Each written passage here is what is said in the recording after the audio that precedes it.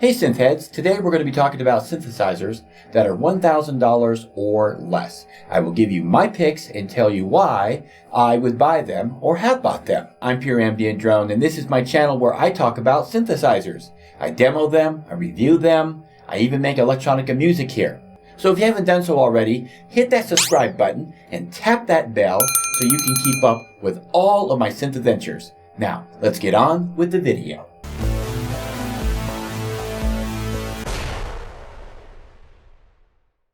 Okay, before we get started here, I want to make a quick note that I am listing these in the order of price. So we're going to start at the high end and work ourselves down to the low end on the price scale. And that way we don't put these in any particular order. I'm only going to be mentioning the brand new price of these synthesizers that they are marked at the time of this recording. There are a lot of synthesizers that are on the market right now, and we could be doing this for the next 3 years and still not list all of them. What I'm attempting to do today is pick the ones that I would be interested in, enough to pay for or have paid for, and I'm only going to mention the ones that I can still find that are brand new. Let's get started. And first on my list, at the top of the dollar amount, remember we're doing 1,000 or less, is the Behringer DeepMind 12. Now they have a module version of this, but it's only $100 cheaper. I would strongly suggest that you up the extra $100 and get the keyboard version. Now I own the DeepMind 12 by Behringer and I love it. It's loaded with all kinds of goodies. It does have DCOs, okay, digitally controlled oscillators, but I think they sound wonderful. And this is a very flexible synthesizer and is loaded with onboard effects.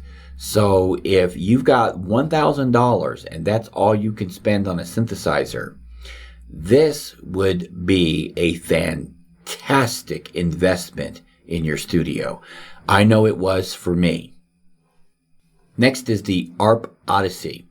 Now this is a remake of a popular classic synthesizer, and it comes in at $799.99. This synthesizer has its own classic sound, and it's got a lot to offer, including VCOs. This one also comes in a keyboard and module version. Again, I would suggest paying the extra money and getting the full synthesizer if you got the room.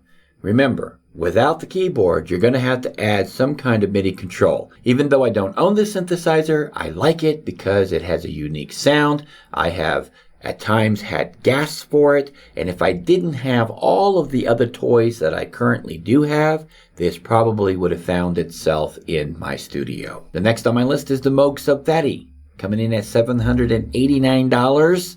This thing sounds mean, rough and tough, deep and thick. It's got a great sound to it, and if I didn't already own the little Phatty, this would have been in my studio. Yes, I know they're two entirely different beasts, but I already have my Moog, and I'm happy with it, so I did not get this, but it was a toss-up between the two. Next, we have the Waldorf Pulse 2 at $749.99. It's a great synthesizer. It is a lot of menu diving on certain aspects of the control, but it sounds really good. I used to own one of these. I did sell it, but that was to make room for something bigger and better. It was really hard to let go, and at times I do miss this synthesizer. It does not come with the keyboard. It is strictly module, so you're going to have to add some kind of control to it. With that being said, once you get this puppy opened up, it has a lot to offer. Okay, now we're getting into some newer gear, which is Arturia Mini Brute 2. It is a semi-modular synthesizer, $649. It also comes in a module. Now this one's a tough pick because the module has more sequencer options, okay? And the module version of it is the same price.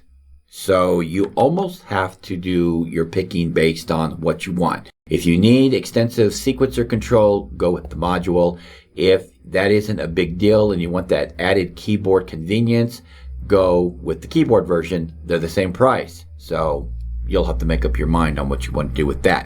This synthesizer could find itself in my studio. The only thing holding me back is, once again, you got to remember, I have a lot of toys, folks. So if I didn't have the toys that I have, I would definitely get this. Next is the Moog Mother 32 semi-modular Eurorack analog synthesizer. Comes in at $599. So this comes with a sequencer, and it has that classic Moog sound. And if I didn't have the little Phatty, I would be buying this. I have heard some negativity about the sequencer being kind of quirky, so you might want to read up on this if you're leaning towards this purchase. So now we have a digital synth here. It is the Waldorf Blofeld synthesizer, and it comes in at $499.99. There is menu diving involved in this. However, there's also a sound to it that reminds me of the Korg Wave Station. This also comes in a keyboard version. I cannot see paying an extra $500, give or take, for the keyboard version. So the module is probably your best bet. Next, we have the Roland JDXI. Now, this is a crossover synth. It has 2 digital voices, it has a drum machine, and it also has 1 analog voice. I own 2 of these, and they are fantastic. They have everything you need in the box if you want to do studio work. They're even great for live jamming. At $499.99, I would say grab 1 or 2 of these while you still can. The Korg Minilog 4-voice analog synthesizer comes in at $499.99. It has 4-voice poly with 2 oscillators per voice. Nice machine. Can't beat it for the price is for what you're getting. I mean, come on. A 4-voice poly under $500? Amazing. Definitely have to have one of these. I own one of them. Great to have. Next, we have the Roland SY22. I believe it's supposed to be Roland's remake of the Moog Model D. It has a sequencer, it has 3 VCOs, and it sounds awesome. It comes in at $499.99. My opinion is, now that we have other options in the marketplace, it's a little overpriced. However, it's still a heck of a lot of synthesizer if you can get over the tiny little knobs that I've heard about it having. The sequencer is a nice added touch, and that could be why the price has been pushed up a little bit. I'm not a big fan of Roland's boutique line. I've had a couple of them, sold every one of them, just not for me. Great synthesizer, not sure if it's worth the asking price that they're talking about, considering that we have other options today. Next, we have the Make Noise Zero Coast Semi-Modular Analog Synthesizer, $499.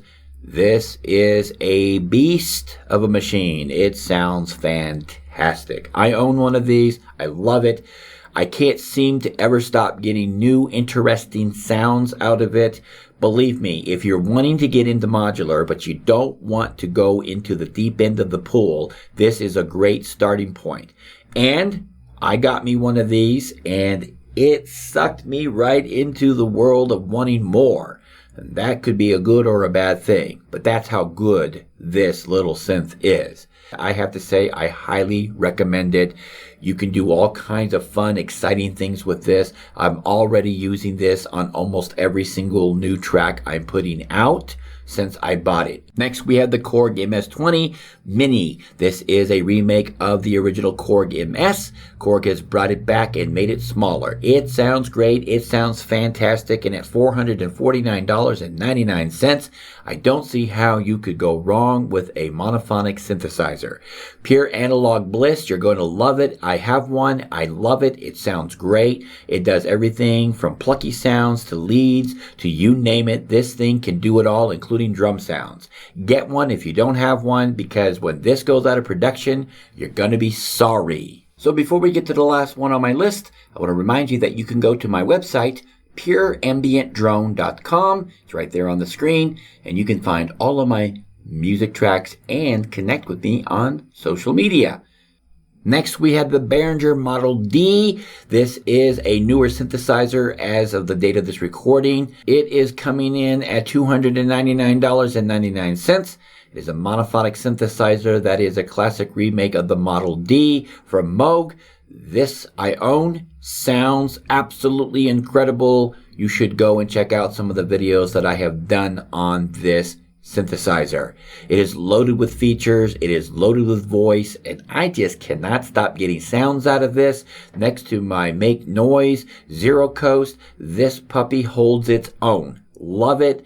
I'm thinking about getting another one, maybe 2 more, 3 more, I don't know. Polychain these things up and make yourself a monster synth.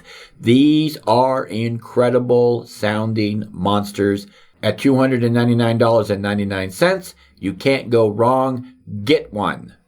Okay, so there you have it. That's my pick for the synthesizers that I would buy or have bought for $1,000 or less. And I hope that maybe some of your picks were on my list. If not, share your opinion with me and others in the comments below. I'm Pierre M. Jones, and I want to thank you for watching. It means a lot to me, especially when people subscribe, because I know that you care about what I'm doing, and that encourages me to continue. While you're waiting for the next video to come out, be sure to visit pureambientdrone.com, where you can find all of my finished music. Until next time, cheers.